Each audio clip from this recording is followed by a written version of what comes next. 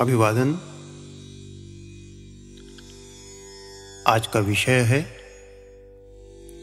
भातखंडे स्वरलिपि पद्धति और विष्णु दिगंबर पलुस्कर स्वरलिपि पद्धति, इन दोनों में तुलनात्मक अध्ययन। स्वरलिपि वस्तुतः है क्या? भारतीय शास्त्रीय संगीत को लिखित रूप में निरूपित करने के लिए स्वरलिपि एक माध्यम है, एक प्रणाली है। संगीत के क्रियात्मक पक्ष को लिखने के लिए उसके प्रयोगात्मक चिन्हों के निर्माण पर समय समय पर विचार विमर्श होता रहा है,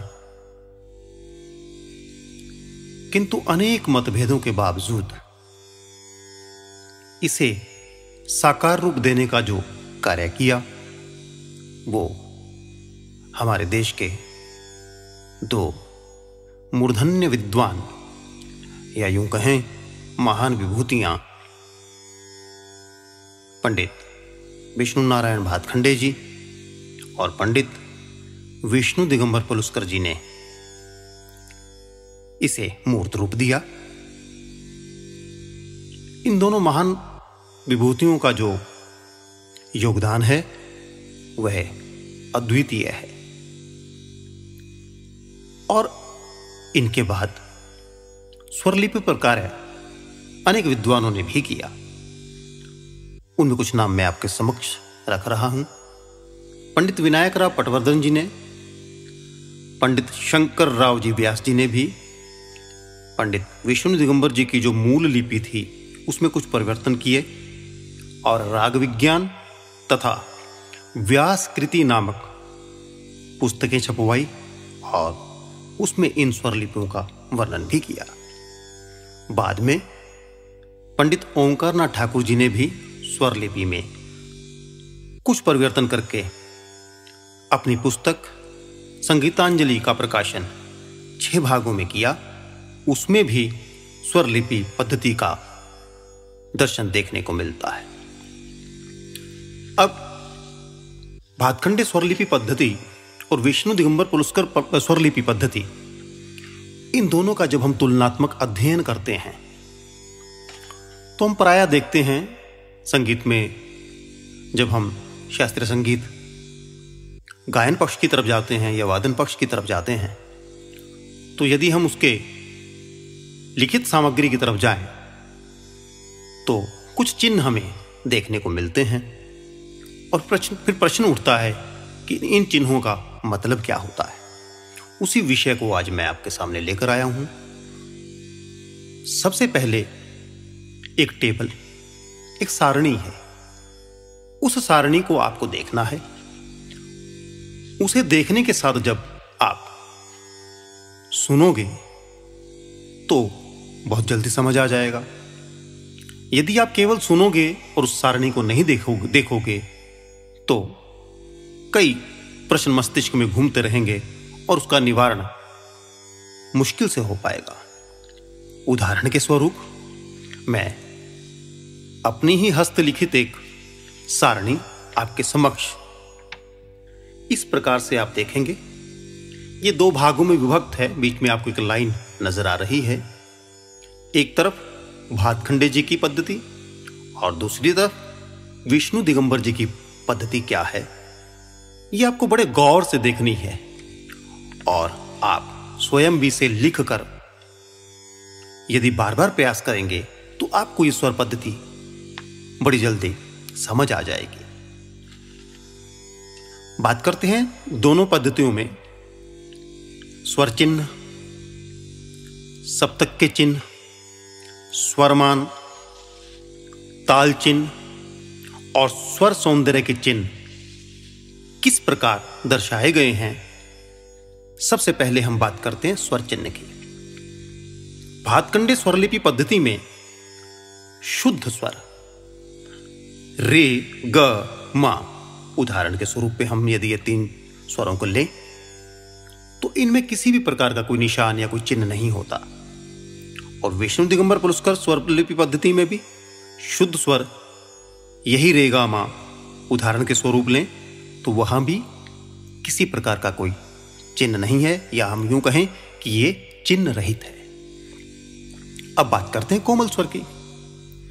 कोमल स्वर यदि हम रे गा लें तो भातखंडे पद्धति में रे के नीचे एक लाइन रेखा, गा के नीचे भी एक रेखा, और दूसरी तरफ दूसरी पद्धति में कोमल स्वर रे और ग यदि हम देखें तो उनके नीचे एक हलंत का प्रयोग किया गया है।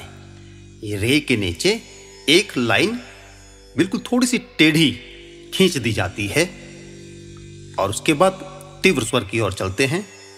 भातखंडे पद्धति में तीव्र जो है, जैसे मां है, तो मां के बिल्कुल एक तरफ एक खड़ी रेखा हमें नजर आती है, वो तीव्र स्वर की तरफ इशारा करती है। और दिगंबर पलुस्कर जी की पद्धति में तीव्र स्वर यदि मां है तो मां के बिल्कुल पांव में एक, जैसे हम हिंदी में वक्र शब्द यदि मैं आपको उदाहरण के तौर पे बताऊं तो क के पांव में जो र लग रहा है उसी प्रकार का र यहां मां के पांव में लगता है। ये बात तो मैंने की स्वर चिन्ह के विषय में। अब हम बात करते हैं सप्तक की बात। सप्तक में क्या चिन्ह होते हैं? सबसे पहले मध्य सप्तक। उदाहरण के स्वरूप यदि हम ग मा पा और 3 स्वरों को लें तो मध्य सप्तक में किसी भी प्रकार का चिन्ह भातखंडे पद्धति में नहीं होता, और इसी प्रकार विष्णु दिगंबर पलुस्कर पद्धति में मध्य सप्तक में इन्हीं स्वरों को हम लेते हैं ग मा पा, वहां भी चिन्ह रहित है, यानी कि कोई निशान नहीं है। अब चलते हैं मंद्र सप्तक की तरफ, यही ग मा पा उदाहरण के स्वरूप। तो भातखंडे पद्धति में ग मा पा यदि ये मंद्र सप्तक के हैं तो इनके बिल्कुल नीचे हम देखेंगे एक बिंदी का निशान हमें नजर आ रहा है। तो जब स्वरों के नीचे हम बिंदी देखते हैं तो बिल्कुल आभास हो जाता है कि ये मंद्र सप्तक के स्वर हैं। इसी प्रकार विष्णु दिगंबर पलुस्कर जी की पद्धति में मंद्र सप्तक के ऊपर बिल्कुल जो स्वर हैं, जैसे गा मा पा, यहां पर जो बिंदी है इन स्वरों के ऊपर आ जाएगी। और तार सप्तक, भातखंडे पद्धति में तार सप्तक को दर्शाने के लिए स्वर के ऊपर बिंदी लगाई जाती है, जैसे गा मा पा, तो यहां बिंदी गा मा पा के ऊपर लगेगी, जो यह दर्शाएगी कि यह तार सप्तक है। और विष्णु दिगंबर पलुस्कर जी की पद्धति में तार सप्तक ग म प, यदि उदाहरण के स्वरूप हम स्वरों को लें तो ग के ऊपर एक खड़ी रेखा, इसी प्रकार मां के ऊपर खड़ी रेखा, इसी प्रकार पा के ऊपर खड़ी रेखा। तो ये सारे चिन्ह यहां हमें जो हमने अभी समझे, और चार्ट में भी बिल्कुल आप यदि देखेंगे सारणी में बिल्कुल साफ स्पष्ट तौर पर समझ आ रहे हैं, ये सप्तक चिन्ह की ओर हमें बता रहे हैं कि इस प्रकार के निशान सप्तक चिन्ह के होते हैं। अब हम बात करते हैं स्वर मान की, कि स्वर मान के लिए क्या क्या निशान प्रयोग में लाए जाते हैं। जैसे एक खड़ी रेखा सबसे पहले भातखंडे पद्धति की वो क्या दर्शाती है? यदि इस प्रकार हो तो इसका मतलब होता है मात्रा के लिए कोई चिन्ह नहीं होता है, जैसे स। और दूसरी तरफ स्वरमान बिल्कुल एक साइन आपको नजर आ रहा है खड़ी रेखा का, मात्रा के लिए पड़ी रेखा से रेखांकित किया जाता है। ये जो रेखा है उदाहरण के स्वरूप आप देखेंगे जैसे सा दर्शाया गया है, ये जो खड़ी रेखा उदाहरण के स्वरूप आपको खड़ी दिखाई गई है, ये सा के नीचे जाकर लेटी अवस्था में आ जाएगी, सा के नीचे लग जाएगी रेखा। तो इससे हमें पता लग जाएगा कि यह विष्णु दिगंबर पलुस्कर जी की स्वरलिपि पद्धति में एक मात्रा जो होती है उसमें प्रयोग की जाती है। और भातखंडे पद्धति में 1/1/2 मात्रा दर्शाने के लिए स डैश रे, और इसके स्वरों के बिल्कुल नीचे यदि आप देखेंगे तो अर्धचंद्राकार एक रेखा आपको नजर आ रही है। इस प्रकार की रेखा से हमें यह पता चलता है कि ये 1/1/2 मात्रा है। और दिगंबर पलुस्कर जी की पद्धति में इसी मात्रा को दर्शाने के लिए 1/1/2 को क्या करेंगे, जैसे सारे 2 स्वर लिए तो सा के नीचे एक लाइन लेटी हुई अवस्था में हम देख रहे हैं वो आ जाएगी, और रे बिना लाइन के आपको नजर आ रहा है, ये इन चिन्हों की तरफ दर्शाता है। अब यदि कोई 2 मात्रा की बात करें तो भातखंडे पद्धति में 2 मात्रा दर्शाने के लिए स डैश रे डैश, और दो मात्रा दर्शाने के लिए विष्णु दिगंबर पलुस्कर जी की पद्धति में आप देखेंगे सा और रे, यदि आप इसके नीचे देखेंगे तो आपको एक एस का नजर निशान आ रहा है, लेकिन वो एस का निशान ऐसे ना लग के सा के नीचे फिर आप ऐसे एस का निशान देख रहे हैं। तो इस प्रकार के यहाँ चिन्हों को लगाया जाता है दो मात्रा दर्शाने के लिए। और भातखंडे स्वरलिपि पद्धति में 1/2 मात्रा दर्शाने के लिए, जैसे यहाँ उदाहरण के स्वरूप में रे और गा दर्शाया गया है, और रे गा के बिल्कुल नीचे पांव पर यदि आप देखेंगे अर्धचंद्राकार एक आप इस प्रकार का साइन देख रहे हैं, यह दर्शाता है कि ये 1/2 मात्रा है। और दिगंबर पलुस्कर जी की स्वरलिपि की तरफ यदि आप देखेंगे 1/2 मात्रा दर्शाने के लिए रे ग म प, और इनके बिल्कुल पांव के नीचे यदि आप देखेंगे तो आपको 0.00004, जैसे रे का नीचे 0, ग के नीचे 0, माँ के नीचे 0, प के नीचे 0 यदि नजर आए तो ये इस बात की तरफ इंगित करता है कि ये 1/2 मात्रा दर्शाने के लिए इसका प्रयोग किया जाता है। अब बात करते हैं भातखंडे पद्धति में 1/3 मात्रा दर्शाने के लिए। तो 3 जैसे रे गा मा ये 3 हुए, इनके बिल्कुल पांव में अर्धचंद्राकार एक रेखा खींच दी जाती है, ये 1/3 मात्रा को दर्शाती है। और दूसरी तरफ दिगंबर पलुस्कर जी में 1/3 मात्रा दर्शाने के लिए, जैसे रे गा मा है तो प्रत्येक स्वर के नीचे हम क्या करते हैं 1/3 लिख देते हैं। इससे बिल्कुल ये पता चलता है कि ये 1/3 मात्रा दर्शाने के लिए इसका प्रयोग किया जा रहा है। और 1/6 मात्रा दर्शाने के लिए, जैसे रे ग मा प धा पा, रे ग मा प धा पा, ये 6 स्वर हैं, ये बिल्कुल एक साथ आ जाएंगे। इससे हमें पता कर चलेगा कि 1 में 6। और दूसरी तरफ विष्णु दिगंबर पलुस्कर जी पे यदि आप ध्यान दें तो 1/6 मात्रा दर्शाने के लिए वहां क्या करेंगे, स्वर ले लेंगे। फॉर एग्जाम्पल हमने रेगा मा लिया तो क्या करेंगे, रे के नीचे लिख देंगे 1/6, और इसी प्रकार गा के नीचे, इसी प्रकार माँ के नीचे। तो इससे हमें यह पता चल जाएगा कि ये 1/6 मात्रा का निशान जो है हमें इस बात की तरफ लेके जा रहा है कि ये 1/6 मात्रा है। अब इसके बाद हम ताल चिन्ह की तरफ चलते हैं। तालों का प्रयोग प्रायः गाने बजाने में जब हम करते हैं तो हमें कैसे पता चलेगा कि कहाँ सम है, कहाँ खाली है, कहाँ विभाग है, कहाँ ताली है। तो इसको कैसे स्वरलिपि पद्धति में दर्शाया जाता है। भातखंडे पद्धति में सबसे पहले यदि ताल का कोई सम है तो उसको दर्शाने के लिए हम क्या करते हैं, आप एक इस प्रकार का गुणा का निशान देख रहे होंगे, क्रॉस। उससे हमें पता चल जाता है कि ये ताल का सम है। और दूसरी तरफ विष्णु दिगंबर पलुस्कर जी की तरफ यदि आप देखें चार्ट में, तो वहां ताल चिन्ह को कैसे दर्शाया जा रहा है, यदि सम है तो वहां खड़ी हुई रेखा दर्शाई गई है। और भातखंडे पद्धति में खाली को दर्शाने के लिए 0 का प्रयोग किया जाता है। और विष्णु दिगंबर जी की स्वरलिपि में खाली को दर्शाने के लिए एक प्लस का आप निशान देख रहे हैं, वो इस तरफ इशारा करता है कि ये खाली है।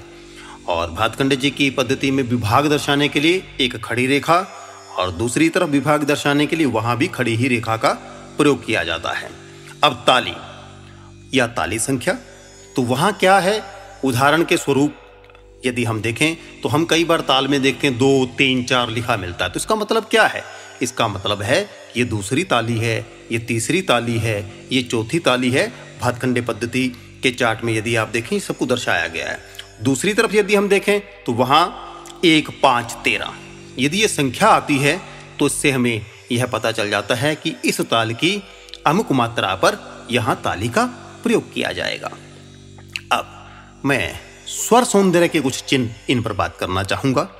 आप ध्यान से देखें, एक अर्धचंद्राकार इस प्रकार खड़े रूप में आपको नजर आ रहा है, इसका मतलब है मींड।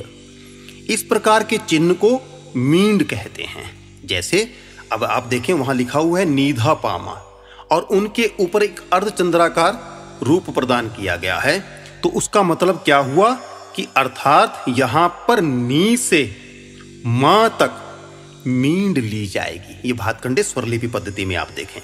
और बिल्कुल दूसरी तरफ यदि आप जाएं पलुस्कर जी की तरफ, तो मींड दर्शाने के लिए वहां क्या है, वहां स्वरों के ऊपर अर्धचंद्राकार चिन्ह वहां भी लगाते हैं। जैसे वहां उदाहरण के स्वरूप में आप देखें प और गा है, तो वहां पा और गा के ऊपर पा से एक अर्धचंद्राकार रेखा जा रही है जो गा के बिल्कुल जहां पर गा हम खत्म कर रहे हैं वहां तक जा रही है। तो ये हमें दर्शाती है कि किस प्रकार मीड हमें लेनी चाहिए। और किसी स्वर के ऊपर कोई स्वर दिया हो तो उसे कर्ण स्वर समझना चाहिए। उदाहरण के स्वरूप पे जैसे नीचे पा है और पा के ऊपर यदि आप देखें गा लिखा गया है तो इसका मतलब क्या है कि गा को थोड़ा सा छुएं या गा को थोड़ा सा गाएं और पंचम को ज्यादा गाएं, या आप यूं कहें कि जरा सा छूते हुए प स्वर को गाएं या बजाएं। और दूसरी तरफ विष्णु दिगंबर पलुस्कर जी की पद्धति में कर्ण स्वर दर्शाने के लिए मुख्य स्वर के ऊपर कर्ण स्वर को सूक्ष्म रूप में लिख देते हैं। प्राय एक जैसी ही परिभाषा यहां देखने में हमें मिलती है जैसे यहां दर्शाया गया है पा के ऊपर मां। तो इसका मतलब यह है कि जब पा को गाते हुए या बजाते हुए मां का थोड़ा सा हम स्पर्श करते हैं तो पता चल जाता है कि मां का कर्ण लग रहा है। अब बात चलती है कुछ स्वरों को हम देखते हैं कि वो कोष्ठक में बंद होते हैं। अगर वो कोष्ठक में बंद है तो उन्हें क्या कहा जाता है? उन्हें खटका शब्द से संबोधित किया जाता है। जो स्वर कोष्ठक में बंद हो इसका अर्थ है पहले उसके बाद का स्वर, फिर वह स्वर जो कोष्ठक में बंद है, फिर उसके पहले का स्वर तथा फिर वही कोष्ठक वाला स्वर। अर्थात एक मात्रा में चार स्वर। जैसे पा कोष्ठक में बंद, आप यदि वहां देखें टेबल पर पा कोष्ठक में बंद है और उसके बाद डैश, उसके बाद आप देख रहे हैं ध प मा पा। यदि आप इन स्वरों की तरफ देखेंगे तो ऊपर कही हुई बात जो है वो बिल्कुल स्पष्ट हो जाएगी कि ये किस प्रकार से स्वरों का यहाँ रूपांकन देखने को मिलता है। और दूसरी विष्णु दिगंबर पलुस्कर जी की स्वर पद्धति में यदि आप देखेंगे खटका दर्शाने के लिए वहां भी स्वर को कोष्ठक में लिखते हैं। जैसे यहाँ उदाहरण एक पा यहां भी दिया गया है कोष्ठक में बंद और अभिप्राय उसका भी पहले जैसा ही रहेगा ध प मा पा। और गाने के जिस शब्द के आगे जितने अवग्रह चिन्ह आप देख रहे होंगे, एक एस का निशान है कोष्ठक से में बंद है। यदि इस प्रकार का निशान यदि भातखंडे स्वर पद्धति में आपको देखने को मिले तो इसका मतलब होता है कि उस शब्द की उतनी ही मात्रा बढ़ाकर गाएं। जैसे रा एस मा, ये उदाहरण के स्वरूप में दिखाया गया है। तो गाते हुए आप क्या करेंगे? रा अ मा। इस साफ पता चल रहा है कि इस प्रकार के क्रम को आपको अपनाना पड़ेगा। और जिस स्वर के आगे जितनी खड़ी लकीरें हों, इस प्रकार की आप एक लकीर देख रहे हैं, रेखा देख रहे हैं, यदि इस प्रकार की रेखा आ जाए, भातखंडे स्वर लिपि पद्धति की मैं बात कर रहा हूं, तो उस स्वर को उतनी मात्रा बढ़ाकर गाते हैं। जैसे ग डैश डैश डैश। इसका मतलब क्या हुआ? गा को 3 बार और आपने बढ़ाना। वो कैसे बढ़ेंगे? ग अ। इस प्रकार से भातखंडे जी में की जो स्वर पद्धति है उसमें इसका अर्थ यह निकलेगा। और दूसरी तरफ विष्णु नारायण पलुस्कर जी की जो स्वर पद्धति है वहां उच्चारण के लिए अवग्रह चिन्ह जो कोष्ठक में एस बंद है इसका प्रयोग करते हैं। और गीत के अक्षरों के ठहराव को लंबा करने के लिए बिंदु, एक आप बिल्कुल बिंदु देख रहे हैं कोष्ठक में बंद है, इसका प्रयोग करते हैं। जैसे ग एस प तथा जो बिंदु का प्रयोग है वो शा लिखकर, जैसे इसमें एग्जाम्पल है 2 डॉट हैं तो इसका मतलब क्या हो गया? शा अ मा। तो हम देखते हैं कि भातखंडे स्वरलिपि पद्धति और विष्णु दिगंबर पलुस्कर स्वरलिपि पद्धति के ये चिन्ह जो हैं वो कैसे विभाजित किए गए हैं, स्वर चिन्ह के रूप में, सप्तक चिन्ह के रूप में, स्वरमान के रूप में और ताल चिन्ह के रूप में और स्वर सौंदर्य के चिन्ह के रूप में। और प्राय आपने यह सारी चीजें पहले पढ़ी भी होंगी कि शुद्ध स्वर होते क्या हैं, कोमल स्वर होते क्या हैं, तीव्र स्वर किसे कहते हैं, मध्य सप्तक क्या है, मंद्र सप्तक क्या है, तार सप्तक क्या है। जब हम कोई स्वरलिपि लिखते हैं तो उसमें ये चिन्ह प्राय हमें देखने को मिलते हैं। तो हमें ये पता होना चाहिए कि यदि स्वर के नीचे कोई बिंदी लगी है तो इसका मतलब क्या है? इसका मतलब हम मंद्र सप्तक की तरफ जा रहे हैं। और यदि उसमें कुछ नहीं लिखा गया, स्वर प्राय ऐसे जैसे हैं, तो उसका मतलब है ये मध्य सप्तक के हैं। यदि स्वर के ऊपर कोई बिंदी है तो इसका मतलब होता है वो तार सप्तक के हैं। और कई जगह अतितार, अतिमंद्र की भी बात चलती है। जब अतितार हो जाए तो क्या करते हैं, जैसे उदाहरण के तौर पे मैं ग अति तार की बात करूं तो गा के ऊपर तार सप्तक को दर्शाने के लिए हम एक बिंदी का प्रयोग करते हैं। तो यदि अतितार की बात करें तो वहां आपको 2 बिंदियां लगानी पड़ेंगी। और यदि मंद्र और आप अतिमंद्र की तरफ चलें, और अतिमंद्र की मैं बात करूं कि मान लीजिए अतिमंद्र का मैं नी की बात कर रहा हूं, तो आप क्या करेंगे, नी के नीचे 2 बिंदुओं का प्रयोग कर देंगे। इस प्रकार हमें पता चल जाएगा कि ये अतिमंद्र के स्वर हैं। और स्वरमान प्राय हम लोग इसका भी प्रयोग अपनी बंदिशों में खूब करते हैं। तालों का जो प्रयोग होता है उनके चिन्ह भी यहाँ बताए, स्वर सौंदर्य को बढ़ाने की भी बात की गई।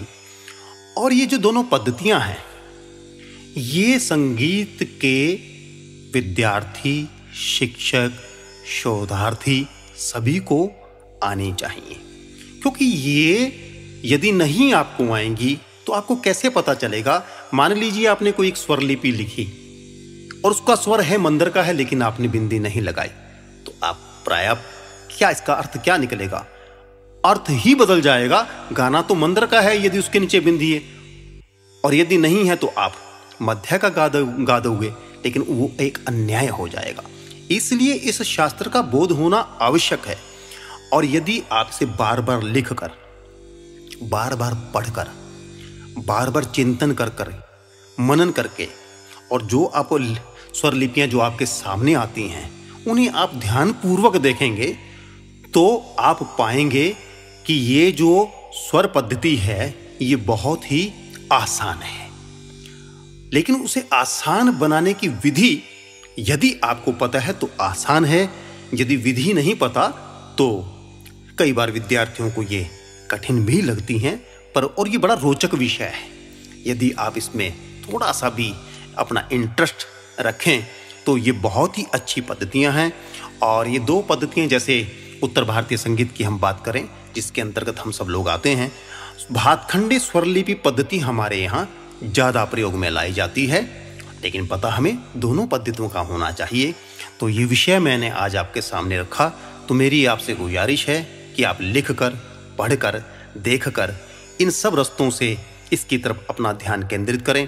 और जो सारणी मैंने आपको दिखाई भी थी और आपके सामने इस वीडियो में उन सारणियों को मैं रख भी रहा हूं, उन सारणियों की तरफ आप ध्यान से देखें।